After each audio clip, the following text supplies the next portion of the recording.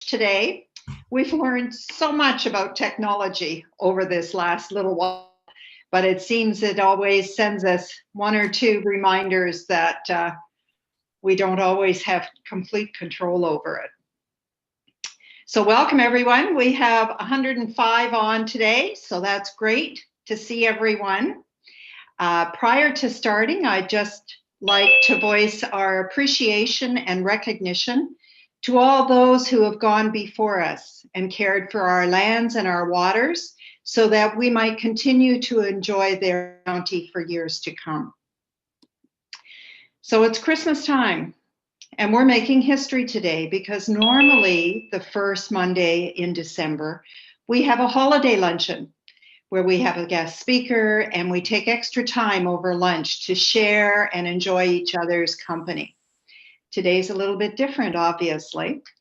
However, I would imagine that as we go into this holiday season, that we can each sit down with our favorite beverage, call one of our Probus friends or family, enjoy a beverage, some treats, and socialize and extend best wishes to each other.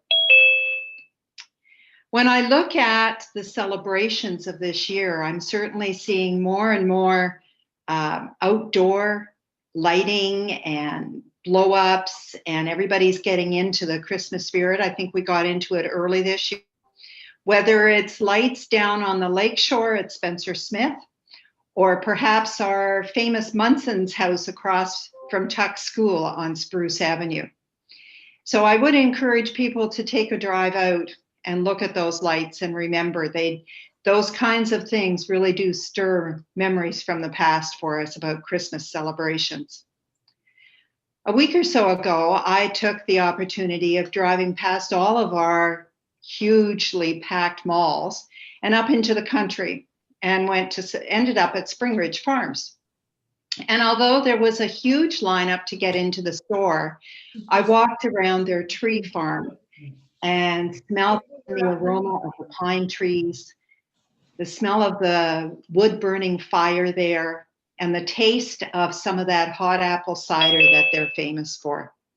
And again, that brought back my memories of Christmas time and celebrations. So I know it's different this year, but I also know that we have the strength and the hope that we will continue to go forward and look forward to.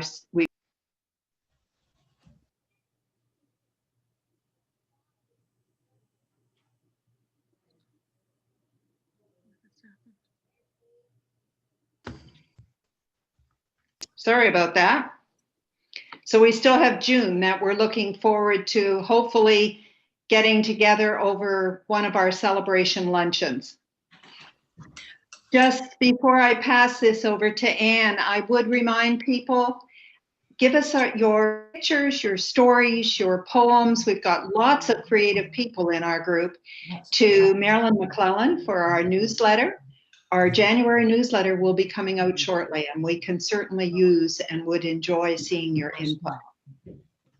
So thank you. Enjoy the next hour and a half, and I'll turn it over to Anne. Thank you, Mark.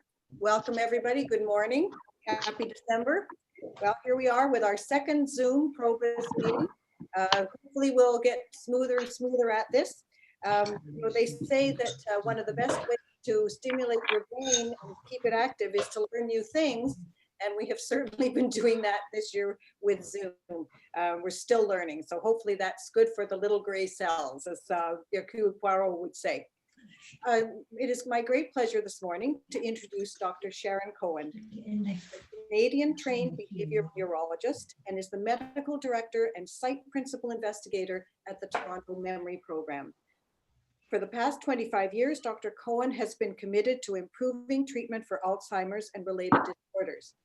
Her memory clinic and research site are among the most active in Canada and have provided care and clinical trial opportunities for thousands of individuals. Her research is focused on pharmacologic advances, and her site has been repeatedly credited as the go-to center for clinical trials in Canada.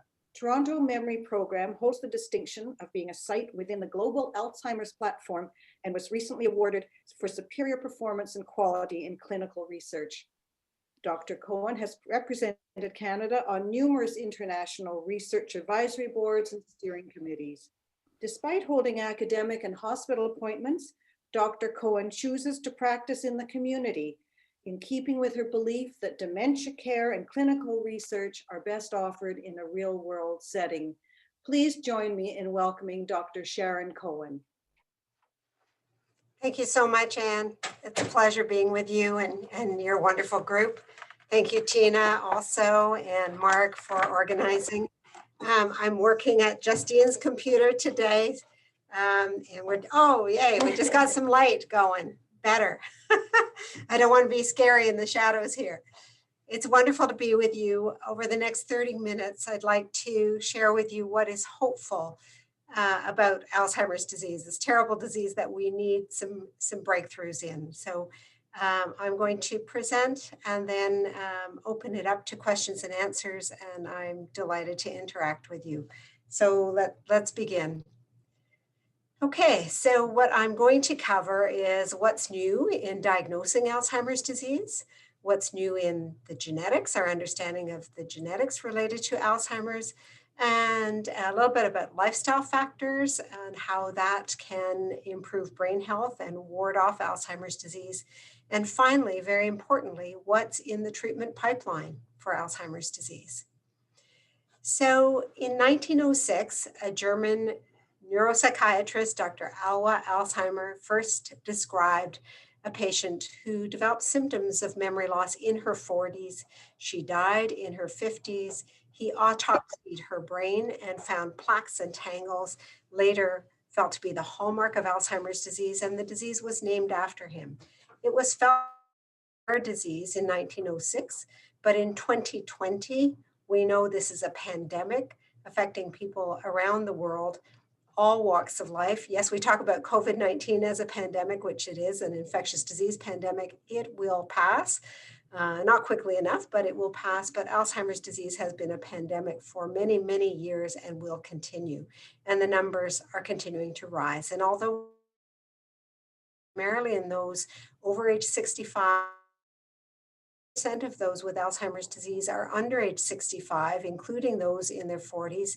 And Auguste Dieter, who was Dr. Alzheimer's first patient, actually had this early onset Alzheimer's disease. In 2012, the World Health Organization declared Alzheimer's disease to be an urgent healthcare priority with staggering numbers and enormous cost. Many don't realize that this disease costs more than heart disease and cancer combined, and it is poorly diagnosed. Only about 50% of people ever receive a diagnosis of Alzheimer's disease, even though they have changes in the brain, and the diagnosis after several years of symptoms. And one of the many challenges in early diagnosis has been the lack of a simple test. However, over the past 1 to 2 decades, there have been huge advances in understanding the brain changes in Alzheimer's disease, and now being able to see and measure these changes in life, not just at autopsy, and also in the understanding of genetics and how best to predict who's at risk. And all of these new learnings have revised our thinking about the disease and shaped the path forward so that we can be more hopeful that we will have breakthroughs. One of the main things that we've learned is that the last 10 years of Alzheimer's disease, the dementia phase that you see in the green box, dementia meaning someone is no longer independent in day-to-day functioning because of cognitive impairment. That's what dementia means. And it was thought that dementia and Alzheimer's disease were the same thing, but now we know that the dementia phase of Alzheimer's is the last 10 years of a very long disease, of a 30-year disease, which has a mild cognitive impairment phase that lasts about 5 years. That's the MCI phase, where people are still functioning independently, although they have some measurable memory problem. And then about 15 years where changes are going on in the brain. We call this the preclinical phase. changes are going on in the brain, normal, functioning normally, doesn't know that these changes. And if we let this disease run its full course, we lose millions of brain cells. And you see half of the brain on the right, on your right in this slide, depicting a shrunken brain with a third of its brain cells having dropped out compared with the normal brain. And what is going on in the brain throughout the 30 years of this disease is the accumulation of amyloid, smudgy brown blobs in the brain, tangles, another protein. Both of these are toxic proteins accumulating in the brain, amyloid and tau. And this is akin to what Dr. Alzheimer saw in his first patient, Auguste Dieter. But now we have PET amyloid scans that can see amyloid accumulate in life. And the person here, the lady on the scanner table, the PET scan table, may have mild cognitive impairment. She may have advanced Alzheimer's disease. She may have preclinical, pre-symptomatic Alzheimer's disease, but we see on the PET scan amyloid lighting up in red. So we have a very powerful tool now to actually detect whether someone has the brain changes of Alzheimer's disease in life. We also can detect amyloid on a spinal tap, and with the same spinal fluid sample, we can detect tau as well. And we do this fairly often in our clinic, a spinal tap to diagnose Alzheimer's disease. In the very near future, we will have blood tests to diagnose and a retinal scan. And in fact, some of you may have heard that in the USA, there is now a test available, a blood test available as of October in most states in the US to aid in the diagnosis of Alzheimer's disease. It's an amyloid blood test. And the retinal scan, there are several different retinal scans. We're working with RetiSpect to provide a dye-free, painless eye scan. The back of the eye actually is the front of the brain, and we can see amyloid in the back of the eye. And we're involved in a validation study so that ophthalmologists or optometrists, when you go for your routine eye exam, can also screen for Alzheimer's disease. Let's turn to genetics for a moment. There are two main ways that genetics influence our risk of Alzheimer's. The first scenario is the rare one. It affects only 1% of people with Alzheimer's disease, but because this disease affects 50 million people, that's still a lot of people and an important group to consider. So in 1% of people with Alzheimer's disease, there is a rare gene mutation causing the disease. And this mutation has been inherited from parent to child. We can test for this with a blood test. There are about 350 of these gene mutations, and we can test for them, although they are rarely a cause of Alzheimer's. Someone who has a strong family history, though, or family history where people have a young age of onset of Alzheimer's disease, would be good candidates to be tested should they wish to know whether they have a gene mutation. The second scenario applies to the majority of us, well, to all of us, and this has to do with risk genes. There are about 20 known risk genes for Alzheimer's disease, and the most important one is a gene called ApoE. And ApoE is a normal gene that comes in 3 variants. It's the ApoE4 variant that increases the risk of Alzheimer's disease. And while we can detect this on a blood test, we can also detect ApoE by a cheek swab, a simple cheek swab. Here you see Kathy Barrick, the CEO of the Alzheimer's Society of Ontario, leading by example, undergoing a cheek swab because she wanted to know and she wanted to be able to participate in research if she had an ApoE4 variant of ApoE. If you have 1 copy of ApoE4, that increases your risk of Alzheimer's disease 3-fold. And if you've inherited 2 copies of ApoE4, your risk goes up 10-fold, very substantial. So many people do want to know. Some people will say to me, well, why would you want to know bad news if there was nothing you could do about it? People do want to know, and they end up taking better care of themselves. We'll talk in a moment about lifestyle strategies. Also, people can participate in prevention studies treatment studies, depending if they have symptoms or if they're just at risk without symptoms. As far as what's touted to be healthy for the brain, physical exercise is important for the brain. It helps grow new brain cells. Cognitive engagement, whether that's Sudoku or travel or any what we're doing today, learning new information, keeping cognitively engaged. This is important in building brain reserve. Following a brain healthy diet, which is similar to the heart healthy diet, is also felt to be important. So a diet not too heavy in animal fat or red meat, more fish, poultry, grains, fruit, vegetables. Managing stress, getting adequate sleep, and controlling vascular risk factors. So things like diabetes, high blood pressure,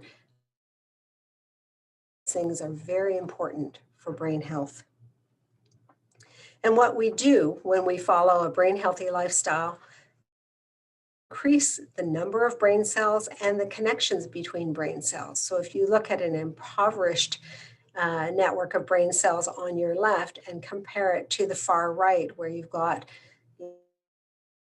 with every brain cell connecting with multiple other brain cells, this is the kind of rich tree that you want, and this can provide huge resilience against. So let's turn to what's going on. There have been very important new trends over the last decade in treatment. First important trend has been trying to go earlier. Now that we know we can diagnose Alzheimer's disease accurately, markers with amyloid and tau tests before the stages of people becoming very impaired, stage or early dementia stage, or even at the prevention stage, we can act with a therapeutic before so many brain are diseased or have dropped out. So the whole goal is to and treat early.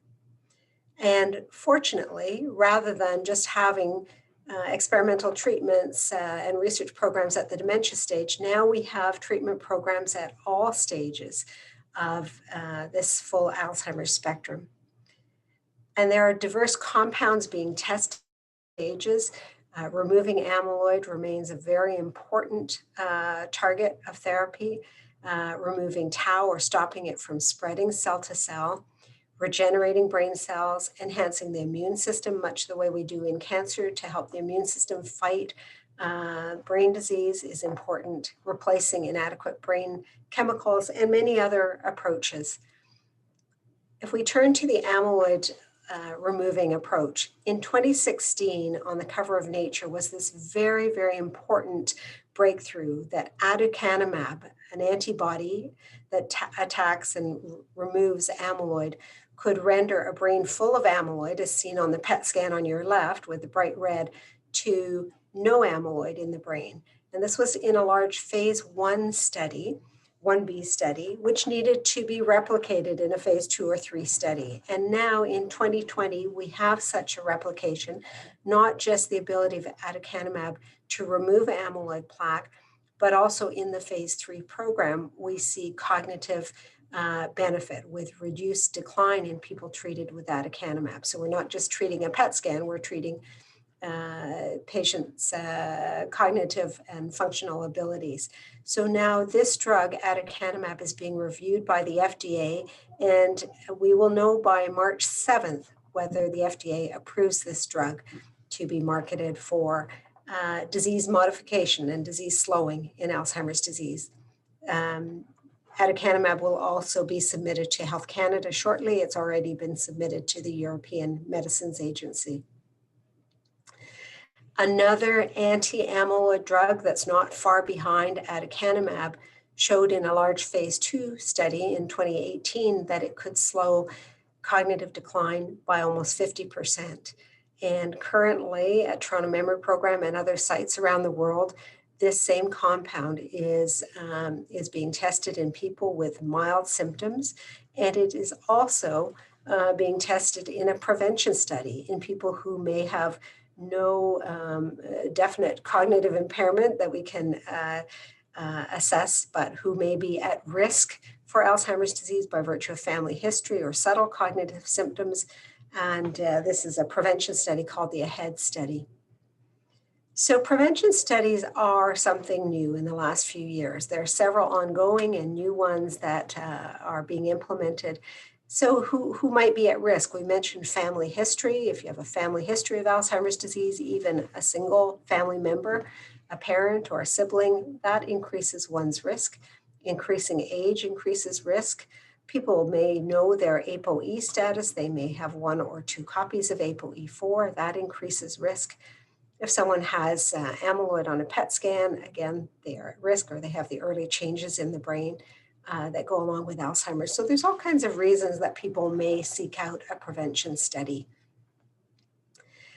We've talked about disease-modifying treatments, anti-amyloid treatments, there are anti-tau treatments, and many others for disease modification. But if we look at symptom treatment, there is a plant-based protein. It's a purified extract of brown algae, and it was approved in China. It's called oligomanate, conditionally approved in China in 2019, and now being assessed in a very large North American phase 3 study that we're involved in as a site. And what this plant extract has shown is a much greater magnitude of improvement in symptoms and a longer duration of symptom benefit than the currently marketed drugs that are known as Aricept or, donepezil, galantamine, rivastigmine. Those are the currently marketed symptom treatments, and oligomanate is being tested for superiority in treatment in symptom benefit. So, although there are many other exciting research programs as well, I think I want to open it up to questions, but I want to make sure that we don't doubt progress in Alzheimer's disease. It's happening. We just need it to accelerate and go as quickly as it can. People who know this disease want to be involved, and please join our registry if you want to help us end Alzheimer's, undergo a cheek swab, have a baseline memory test, join a study if you feel that's something that is for you, and look after your brain. We all have a role to play in ending this disease, and we're very fortunate to work at Toronto Memory Program, where we have a great team in place to help people and help next generations. And I certainly don't work alone. I wanted to show you the faces of 2 very important people I work with, Justine Riome and Lindsay Snow, who help link the community to the research opportunities and make a difference for all of us. So I will open it up to questions, but I just want to leave you their phone extension and email address. And I think that Mark, Tina, and you'll be sharing a link to Justine perhaps. So for any who want to get involved, who want a cheek swab or to find out more, please feel comfortable doing so. I'm going to open it up to questions at that point. Okay. All right. So thank you very much, Dr. Cohen. I think it's certainly given us a lot to think about. Lots of exciting new treatments on the horizon. Just being able to diagnose while a person is still alive, other than to be only at autopsy could you determine if a person had Alzheimer's. So there's some really fascinating changes coming. So we do have a number of questions, and please keep them coming. One of our members is asking, said, apparently the TV show 60 Minutes did an update last week on a study of elders who had agreed to donate their brains at death. And what was found 5 years ago, and more so now, is that people who should have been in full dementia were not. In fact, the opposite. So I gather their brains looked as if they should have had full-blown Alzheimer's, and the people whose brains looked healthy were in a very bad mental state in the years before death. Is there any sort of explanation for this? That's very interesting. There are a few things that we could say, but I guess just to try and frame it a little bit. People who are in bad shape, and may have dementia, need an accurate diagnosis, and it's not all Alzheimer's disease. So, finding out at autopsy that what was wrong with the person was not Alzheimer's disease is interesting, but it doesn't help the person anymore. Might be informative for the family. So we really need to know early when people have symptoms with an amyloid test, whether it's a spinal tap or a PET scan or a blood test or a retinal scan, if Alzheimer's disease is what we're dealing with. And so that sort of is a brief answer to those who didn't have Alzheimer's changes on autopsy, but were not in good shape in life. So they deserved a better workup to see what else other than Alzheimer's they might have had. As far as the people who had Alzheimer's changes, but didn't show dementia, there are a number of things to think about. We know that the Alzheimer's changes in the brain arise 15 years or so before symptoms. So these people were destined to develop Alzheimer's symptoms had they lived longer. They may have been in this pre-symptomatic or preclinical phase. And one reason why people can have such a long prodrome is because there is a lot of brain reserve. So highly educated people or people who are physically fit or have followed all of the brain healthy lifestyle strategies have a lot of resilience to this terrible disease, Alzheimer's disease. So it takes a long time before enough brain cells are injured and we reach a tipping point where symptoms are seen. So I'm sorry, that's a long answer. I tried to keep it simple. I know much more could be brought to bear on that interesting 60 minutes, but I think I'll stop there. Great, thank you. Yeah, I think this does sort of explain the fact that often, as you say, people are not showing symptoms, even though the process has already begun in the brain. So that may be part and all the more reason for prevention studies then, if we could see in life that the changes are going on, then let's do something. We've got a window of opportunity. Exactly. Another question is how would you address the difference between dementia and Alzheimer's? I mean, are they they're obviously not the same thing, and yet they have similar symptoms. What is the difference? And we know that the physical difference is the amyloid and tau, but is that the main difference? So the main difference is that Alzheimer's disease is a specific disease, and dementia is a syndrome of not being able to function because your memory and cognition are not working. So Alzheimer's disease is one cause of dementia. It's an important cause. It's such a common cause that they sometimes get conflated as the same thing. But if you have a head injury, that can cause dementia. If you have a stroke and you can't function, think, or speak after that, that causes dementia. And then there are other degenerative diseases like Parkinson's disease or Lewy body disease, or something called frontotemporal degeneration. Those can all cause dementia. So dementia is a broader term. Alzheimer's disease is the specific disease. Thank you. Another question is, will OHIP cover the treatments if a patient is diagnosed early on, or will it also cover these sort of investigative things that you're doing, like these PET scans? Right, these are very important. That's a really important question. So right now, the best way to have costs covered is to do it through research, and 100% of the cost is covered. The investigations are not covered other than genetic testing. The PET scans are not covered by OHIP, and the spinal tap is not covered by OHIP, but it's covered by our research grants and by research participation. As far as the treatments, should aducanumab be approved as the first disease-modifying drug, we hope that it will become publicly funded. That usually takes a while, but we know that most seniors rely on public funding for their medications. But right now, the medications are available through research trials. So I mentioned the Clarity trial with a very similar monoclonal antibody. The AHEAD study for prevention, that's a way to access the medicine on the prevention side. So through research, the research grants cover the drugs. Okay, thank you. Another question is, can you comment on the Baycrest cognitive program? One of our members has been involved with that for many years, and would like you to comment on that, if you have knowledge of that program. So Baycrest has a number of programs. They are not the go-to site for the treatment programs. They have a couple of clinical trials, but Toronto Memory Program is where we have the majority of the pharmacologic interventions. Baycrest has had some, what should I say, some programs, several week-long programs they run several times a year, educating people about lifestyle strategies and cognitive strategies.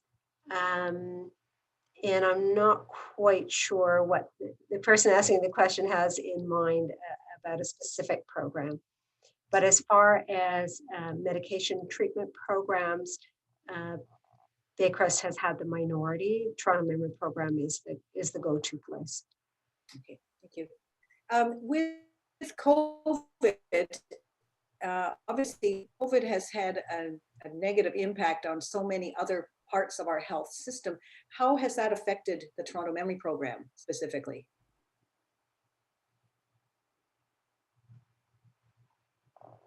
Sorry, I'm not sure if my computer froze for a moment. Okay. Did you ask another question? I'm Yes, so sorry, I missed it. Question. Yes, I think you froze just as I started talking. Sorry.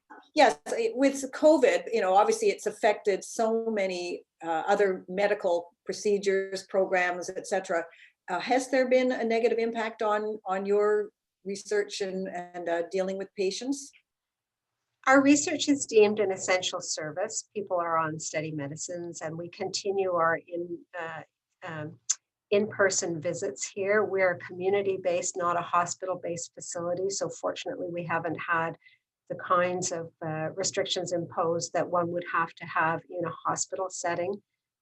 People continue to have their spinal taps and their PET scans and all of these other things, the cognitive testing, the medication visits. Our memory clinic has become a virtual clinic, as have most other physician clinics, but the research program is continuing on. So we're very careful. We're very proud of the fact that we're keeping people safe and allowing them to continue to participate in research. Great. Another question, what kind of treatments are there for patients who are in the later stages?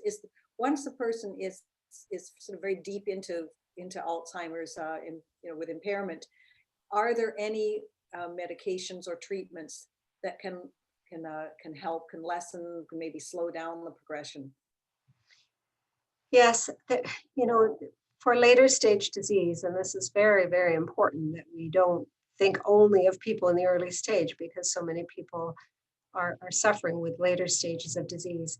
So far, we've only had symptom treatments with modest benefits. So these are the medicines that have been around for a while: donepezil, rivastigmine, galantamine, and memantine.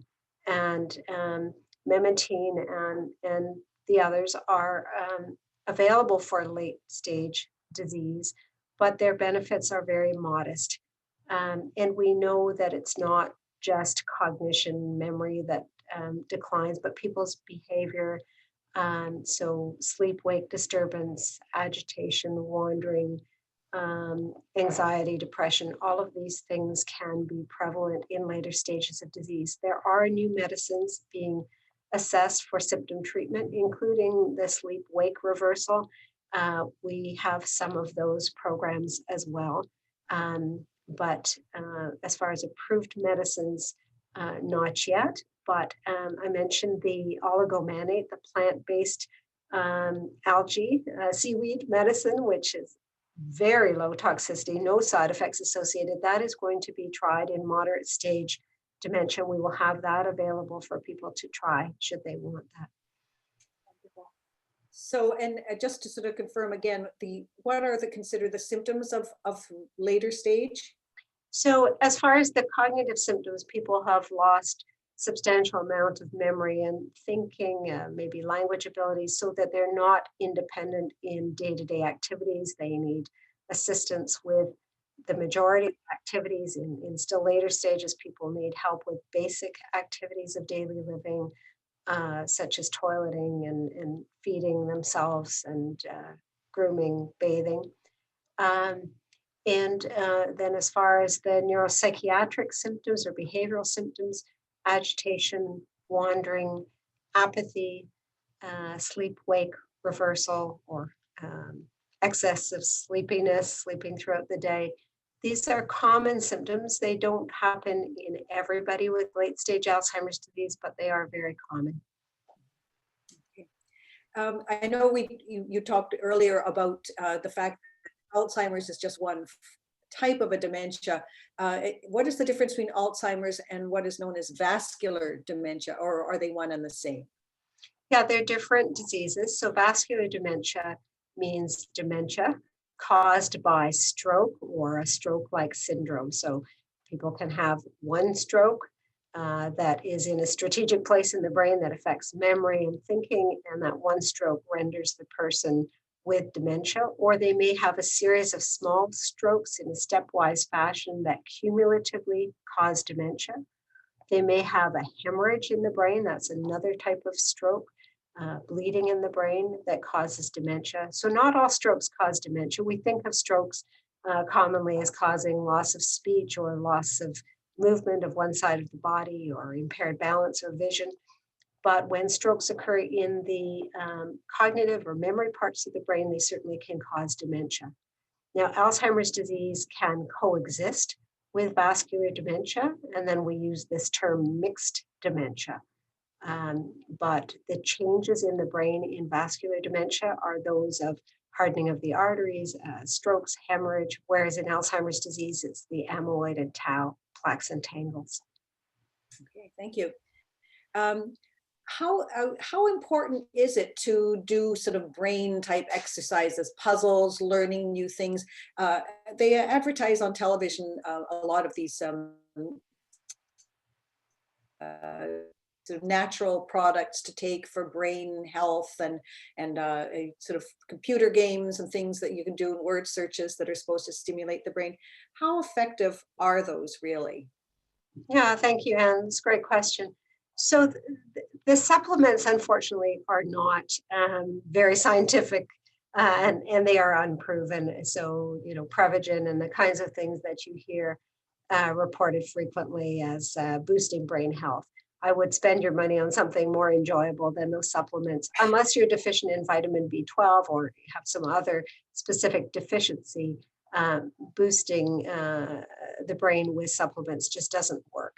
As far as cognitive engagement, staying mentally active, the best situation is lifelong learning, so that you are building more brain reserve throughout the lifespan. And that's why people with higher education seem to have some built-in resilience against Alzheimer's disease. However, even later in life, we continue to learn, and we should make use of our brain. The brain is not a muscle, but you can think of the same analogy that if you use your brain, if you use your cognitive skills, whether it's with puzzles or Sudoku or any other problem solving or enjoyable activity, you will build more connections between brain cells and build new brain cells, which is something that was not understood until fairly recently. When I was in medical school, we were taught you have the brain cells you have, and you don't get any more, and you just gradually lose them, and that's not true. That's very encouraging news, isn't it? Yes. Yes. I think you may have answered this earlier by talking about how people can become involved in this study. One question is, may anyone contact the research study, or must you have a recommendation or referral from your family doctor? I'm happy to say that anybody can contact us. We've tried to remove any barriers. Of course, we welcome referrals from family physicians and other medical colleagues, but we do not require it by any means. We know that that can slow things down, and we'd like to hear from people directly. If you're concerned about your memory, or if you feel you might be at risk or have questions of interest, please call us. We're available to you. Oh, that's wonderful. And actually, just to remind people that I will be passing on the link from Dr. Cohen on how you can become involved to Mark, and it will go out to the membership. So Mark, I'll be passing that on to you after the meeting today. Another one of our members says, I'm involved in a study at McMaster University looking at stroke risk along with cognitive changes. It involves the iris every 6 years and will detect amyloid the same as a PET scan. Are you aware of this study? So I didn't quite catch it. What kind of scan is being used? An iris scan. An iris scan. Okay. And apparently will detect amyloid the same as a PET scan. So the member is just wondering if you are familiar with this program. I'm not familiar with that specific scan, but there are a number of different scans being tried to, the problem with PET scans is there aren't enough PET scanners to meet the demand, and PET imaging is expensive. So alternative scans that are less expensive, that have acceptable accuracy, or things that aren't scans, as we talked about, like blood tests, these are very important. So no, I applaud you for participating in a study looking at an alternative to what currently is the gold standard, the PET scan.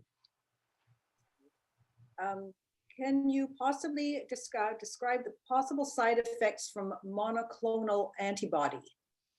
Yes, so monoclonal antibodies are antibodies that are made to target very specific proteins or substances. And in the case of Alzheimer's disease, we have monoclonal antibodies targeting amyloid in the brain. We also have monoclonal antibodies that are geared to targeting tau and other proteins. But if we talk about the anti-amyloid monoclonal antibodies, they are very specific to amyloid in the brain. So they do not interfere with or accumulate in the heart or the kidneys or the liver or any other organs. So the antibodies get into the brain, small percentage, they bind to amyloid, and they draw amyloid out of the brain where it is then cleared from the body. Now, in moving amyloid out of the brain, there can be some temporary swelling in the brain, and we see this on an MRI scan, not a PET scan, but an MRI scan. And most of the time, that swelling causes no symptoms. We wouldn't know about it unless we did the scan. And the swelling resolves on its own within 4 to 12 weeks or so. We might, if we see the swelling on a scan, we might hold the dose or lower the dose or just take a pause in treatment and then resume treatment after. Occasionally, that swelling can cause temporary symptoms. That can be headache, confusion, dizziness, which usually resolves. So the vast majority have no symptoms if they have this brain swelling. And it depends on which antibody we're talking about and the dose of the antibody in terms of what proportion of people might have some brain swelling. Right, okay. I guess we've got time for a couple more questions. What are the characteristics of frontal temporal dementia? Yes, this is actually a group of diseases, frontal temporal dementia. So different diseases within that category can have slightly different symptoms. But as far as the dementia portion, there are two main types. One is what we call behavioral variant, FTD, or behavioral variant frontotemporal degeneration, where people lose their sense of empathy, they lose their social judgment. They'll do things that seem cruel or crass or, sort of trivial, like pilfering, but these are sort of respectable individuals who didn't behave before. And it's a real personality change. So it presents as a dramatic change in personality. Over time, memory and other cognitive areas are affected, but the early presentation is a behavioral change with a loss of social conduct. The second major presentation of frontotemporal degeneration or frontotemporal dementia is a language variant of FTD, where people lose the meaning of words.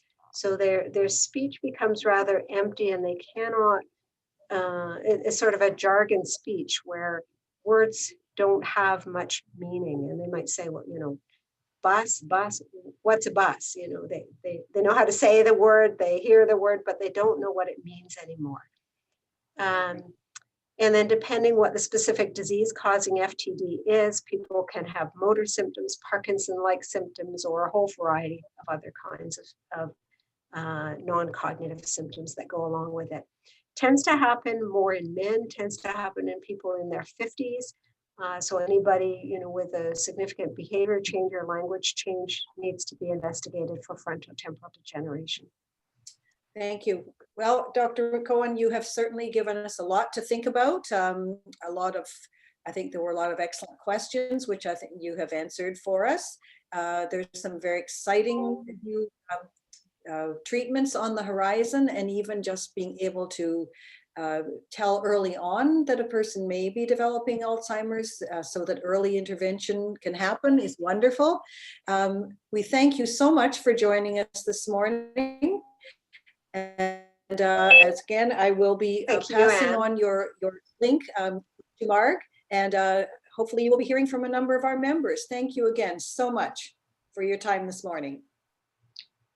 Yes, Dr. Cohen, thank you. So enlightening, and very appropriately, we're doing some lifelong learning today. So that's great to hear. I'm sure that a number of our members will be following up with this as we all look forward to our continuing brain health. And I mean, it just goes to show with our card games that we have and our book clubs, and we keep stimulating one another and helping to take care of each other.